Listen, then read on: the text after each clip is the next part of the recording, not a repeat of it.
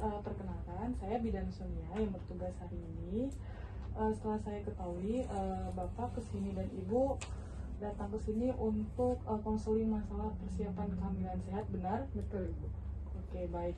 Sebelum kita mulai konseling, kita terlebih dahulu melakukan pengisian data ya Bu ya. Untuk nama Ibu, namanya siapa? Aisyah. Oke. Untuk Bapak namanya siapa? Andrean. Oke, baik. Untuk umurnya Ibu, Ibu umurnya berapa? Saya 25. 25. Pekerjaan? Ibu rumah tangga. Oke. Pendidikan terakhirnya Ibu berapa? Saya S1. Oke. Sebaiknya untuk Bapak umurnya berapa Pak? Saya 28. Oke. Pekerjaannya apa Pak kalau boleh tahu? Saya auditor, Pendidikan terakhirnya? sarjana ekonomi. Baik. Jadi gini, dalam persiapan kehamilan sehat itu banyak yang harus dipersiapkan. Yang pertama itu ada persiapan gizi, di mana persiapan gizi ini tuh dimulai dari penghitungan IMT. Nah, untuk penghitungan IMT ini itu untuk diketahui apakah Bapak atau Ibu itu obesitas atau kekurangan gizi. Untuk itu saya mau tanya ke Ibu, untuk BB-nya, berat badannya berapa ya Bu ya? Saya 55. 55, TB-nya, tinggi badannya berapa? 165. 160. Dari hasil BB dan TB diperoleh untuk IMT Bu normal dan tidak berisiko obesitas ataupun kekurangan gizi ya Bu, seperti itu. Selanjutnya itu ada juga Ibu persiapan gizinya itu Ibu dan Bapak harus mengkonsumsi makanan gizi. Nah, untuk makanan gizi ini nanti Ibu itu disarankan untuk mengkonsumsi nasi, lauk, sayur dan buah-buahan hijau yang seimbang seperti itu. Nah, ini Ibu bisa lihat di dokumen ini yaitu piringku. Nah, seperti ini ya Bu, ada sepertiga nasi, lauk, sayur, dan buah-buahan, dan ini harus Ibu konsumsi selama untuk persiapan kehamilan. Nah, selanjutnya itu ada yang disarankan atau dianjurkan itu Ibu dan Bapak wajib mengkonsumsi tablet FE yang dimana gunanya untuk mencegah pendarahan saat hamil nanti, seperti itu. Selanjutnya ada persiapan imunisasi. Sebelumnya saya mau tanya, apakah Ibu dan Bapak sudah pernah melakukan imunisasi? Belum. Nah, saya akan menjelaskan manfaat imunisasi ini. Sebelumnya, imunisasi ini tuh berguna untuk mencegah terjadinya infeksi pada ibu atau si bayi nanti ketika ibu mengalami kehamilan. Untuk waktu pemberian imunisasi TT itu dimulai dari 3 bulan sebelum kehamilan ya Bu ya. Nah, itu selanjutnya untuk imunisasi keduanya 4 minggu setelah imunisasi pertama. Untuk masa perlindungannya dia 3 tahun. Dan untuk imunisasi ketiga itu 6 bulan setelah ibu melakukan imunisasi kedua. Itu perlindungannya 5 tahun. Selanjutnya imunisasi keempat itu dilakukan 1 tahun setelah imunisasi ketiga. Masa perlindungannya 10 tahun.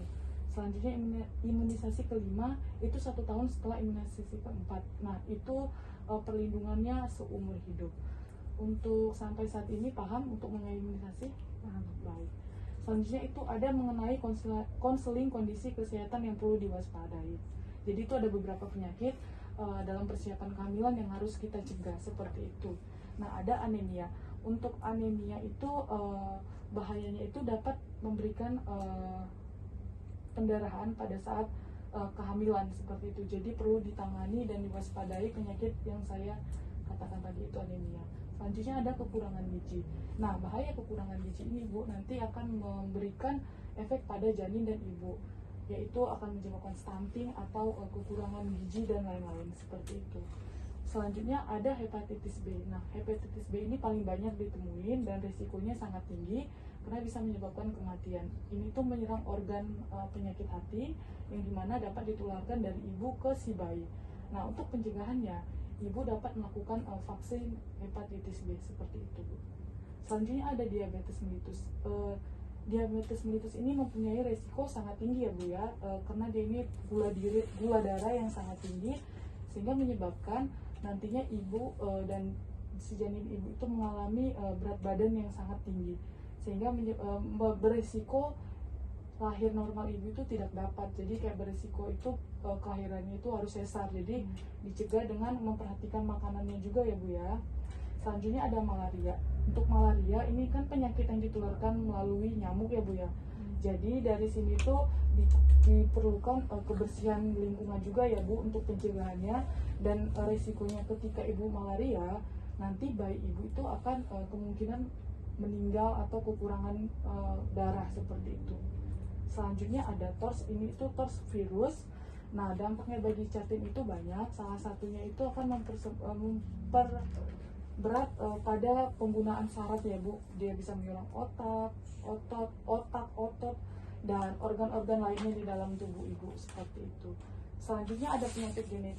Untuk penyakit genetik ini kita harus ketahui sebelumnya harus melakukan tes gitu Bu. Jadi ada beberapa macam penyakit genetik. Yang pertama itu ada thalassemia. Ini tuh kelainan darah.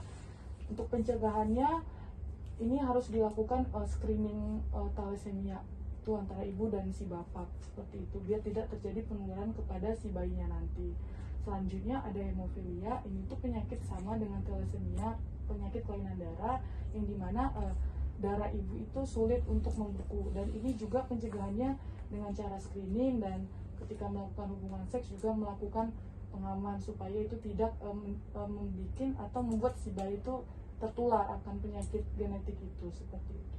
Sampai saat ini sejauh ini apakah ibu mengerti yang saya jelaskan? Mengerti Bu. Iya, baik. Ada yang perlu ditanya lagi ibu bapak?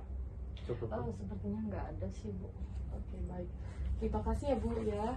Untuk jika ada keluhan atau apapun, ibu bisa kembali lagi ke sini dengan menemui saya seperti itu. Makasih ya Bu. Ya.